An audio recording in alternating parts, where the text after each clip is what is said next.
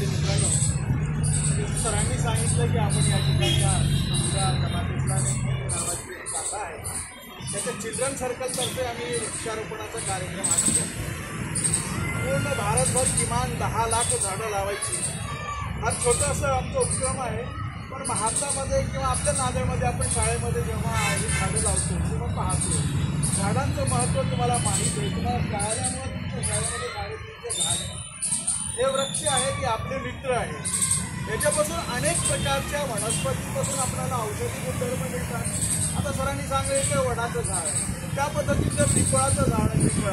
त्या पिंपळाचं झाड हृदयरोगापासून आपल्याला मुक्ती देतं. त्याची कोवळी पानं जर आपण उकळून पिली तर आपलं रक्त शुद्ध होतं आणि आपल्या नलिका सुद्धा शुद्ध होतात. तशी अनेक झाडं आहेत. लिंबाचं झाड आहे, आणखी भरपूर झाडं आहेत. हे वृक्षवल्ली आम्हा सोयी हे संतांनी सुद्धा सांगितलेलं आहे. वृक्षारोपण ही काळाची गरज नाही तर ईश्वराचे एक वरदान आहे. झाडं कमी होत आहेत. ह्या काळात आपण जर ह्या झाडांना नाही वाचवलं, वृक्षारोपण नाही केला, त्याची काळजी नाही घेतली तर एक उन्हाळा असं एक गोडसं असं पूर्ण पृथ्वीवर असं दिसेल की झाडं असल्यावर पृथ्वी कशी दिसते. तुम्ही बाहेर जाऊन पहा, तुमच्या घरात जाऊन पहा, झाडं असतील किंवा शाळेमध्ये पहा. शाळेमध्ये तुमचं मन लागते पण बाहेर नाही. मी इथं बसल्या बसल्या माझ्या मित्रांना म्हणालो कितीतरी दिवस झाले की झाडाखाली बसवले तर झाडच नाही देता कुठेही.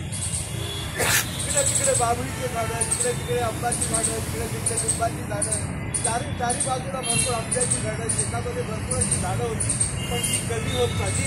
याची आपण काळजी घेत नसल्यामुळे झाडं आमच्या जीवनासाठी ऑक्सिजन पुरवण्यासाठी एक झाड किमान 50,000 रुपयाचं ऑक्सिजन आम्हाला पुरवत असते. झाडापासून, त्याच्या पानापासून, त्याच्या खोडापासून, त्याच्या प्रत्येक अवयवापासून माणसाला मदत होत असते.